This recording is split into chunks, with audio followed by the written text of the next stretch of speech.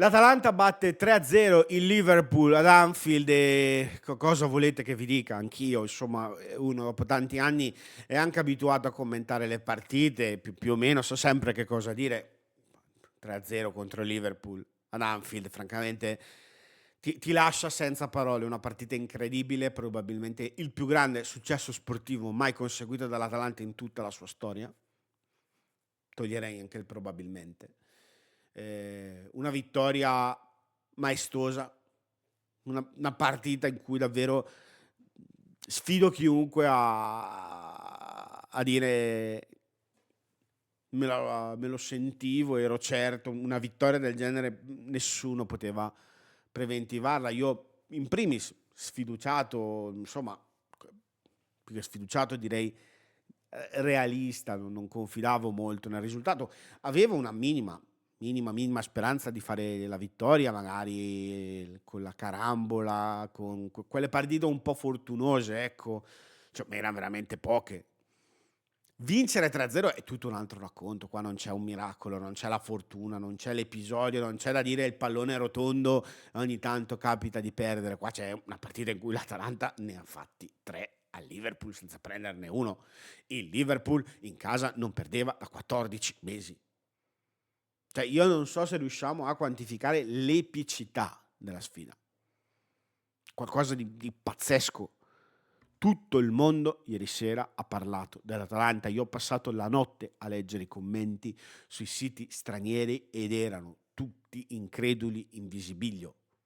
Forse noi non riusciamo nemmeno a renderci conto dell'impatto mediatico che ha avuto e che avrà questa partita. I tifosi del Liverpool erano sconvolti. L'abbiamo riportato anche su Atalantini. Il commento principale era: ma chi cazzo sono questi? E poi gli applausi per una squadra che non si è mai buttata per terra, non ha mai simulato i crampi, non ha mai cercato di addormentare la partita, ha sempre giocato dal primo all'ultimo minuto a viso aperto. È stata una grande lezione di calcio, una grande lezione di sport. Una partita che davvero è da incorniciare. E io sono convinto che avrà delle ripercussioni sulla società, sull'ambiente, sulla popolarità di questo club per molti anni. Chiaramente non è finita, non si può dar nulla per scontato, però si riparte da un 3-0 che insomma è una buonissima ripartenza, soprattutto in ottica della gara di ritorno. E chi lo sa, se le cose riescono ad andare come devono andare, dopo bisognerà riprendere in mano i fogli e probabilmente cambiare le priorità, perché a quel punto ci penseremo ovviamente, però a quel punto si aprono degli scenari per cui forse è meglio sedersi al tavolo e valutarli a fondo. Per quanto riguarda la partita, l'Atalanta l'ha giocata in maniera impeccabile, al meglio delle proprie possibilità. È stata brava ad attaccare, brava a costruire, brava a difendere, fortunata quando doveva essere fortunata, decisiva quando serviva a fare delle giocate di un certo tipo. Non ha mai calato i giri del motore. I tifosi del Liverpool nei commenti durante la partita dicevano: prima o poi questi si stancano, gliene facciamo 4. Non è mai successo, mai. Non abbiamo mai tolto il piede dall'acceleratore. Una prestazione di carattere, una prestazione che io ci metto la firma. Gasperini è un mese che prepara, e questa spiega anche le ultime partite. Se vi ricordate, io nell'ultimo video, mi pare, ho detto: vediamo come va Liverpool, se va in un certo modo forse ci spieghiamo qualcosa. Probabilmente la spiegazione è che la testa era veramente su questa partita, che è stata preparata nei minimi dettagli, perché al di là poi della corsa, della tecnica e di tutto, cioè abbiamo fronteggiato il Liverpool ed eravamo preparatissimi. I raddoppi di Ederson, le uscite di Yen, eravamo preparatissimi. Dopo, sulle prestazioni, ragazzi, ovviamente il primo da citare è questo signore qua, Gianluchino, che ieri ha indossato i panni semplicemente del fenomeno, ma il fenomeno, quello vero.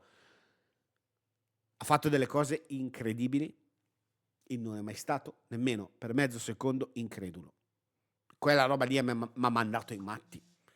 Ha fatto un primo gol indicando a Zappacosta dove dargli il pallone è arrivato lì e lui ha segnato. un urlo, mezzo scatto e via si torna in campo. De Ketelaere, pallone morbido in mezzo all'area di rigore, lui potrebbe stopparla, gestirla, è un'occasione ghiotta, devi stare attento, la palla non tocca neanche terra. Piattone dove il portiere non può arrivare e poi va sotto la curva dai tifosi atalantini a dire vabbè, ma avete preso per questo perché siete stupiti. Freddezza glaciale.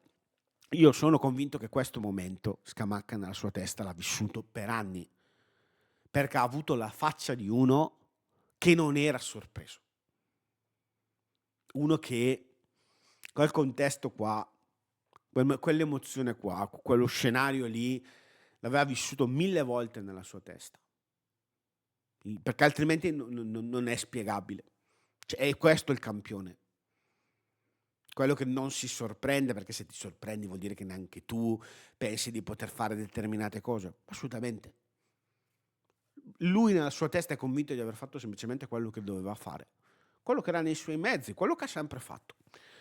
Mostruoso. Il terzo poi, sul terzo gol fa qualcosa di impressionante. Appena vede che Szoboszlai non vuole mandarvi il pallone, ma vuole provare a saltarlo, zampata, gli strappa il pallone e si riparte.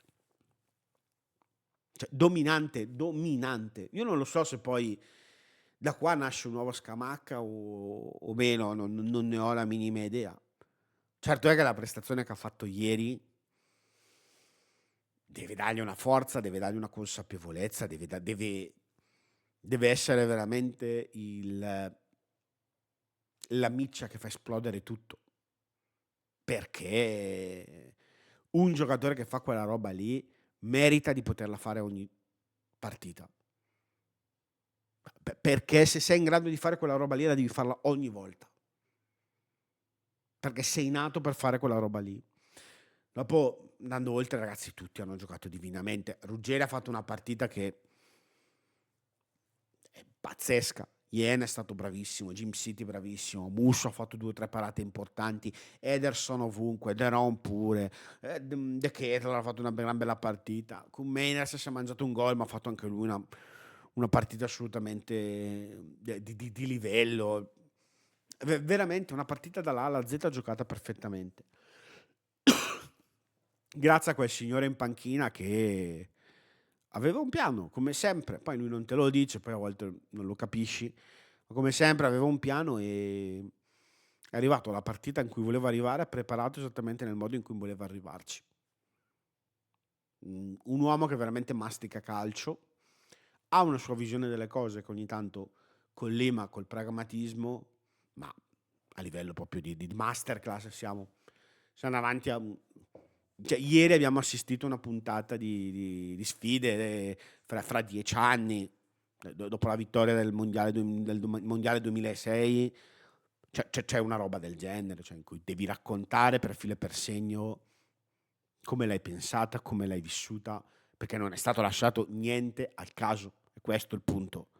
Non è una partita in cui sono girate bene le cose. L'Atalanta l'ha messa in campo perfettamente per poter arginare quantomeno nei propri mezzi, perché poi il Liverpool le sue occasioni l'ha avute, ma ragazzi, cioè, ci mancava solo non riuscire a far tirare il Liverpool. Veramente qualcosa di clamoroso che resterà nella storia. Io spero solo che questa vittoria, oltre all'eco che abbia un impatto sui giocatori, perché cioè, adesso permetterla a sorridere, io 20 minuti dopo finita la partita, quindi smaltita un po' l'euforia più dirompente, mi sono fermato e ho detto, ma allora quanto cazzo era forte il Cagliari? Cioè, dobbiamo traslare questa cosa anche in campionato perché è importante e dobbiamo farlo con la consapevolezza che abbiamo battuto 3-0 il Liverpool ad Anfield. Quindi nessuno ci deve fare paura. Possiamo fare letteralmente qualsiasi cosa. Io mi fermo qua, potrei dilungarmi, ma non avrebbe alcun senso. Vi chiedo nei commenti di farmi sapere voi come l'avete vissuta, come state, c'è qualcosa di particolare che vi ha stupito. Come al solito vi ringrazio, tutti i riferimenti in descrizione. Ci vediamo al prossimo video. Ciao!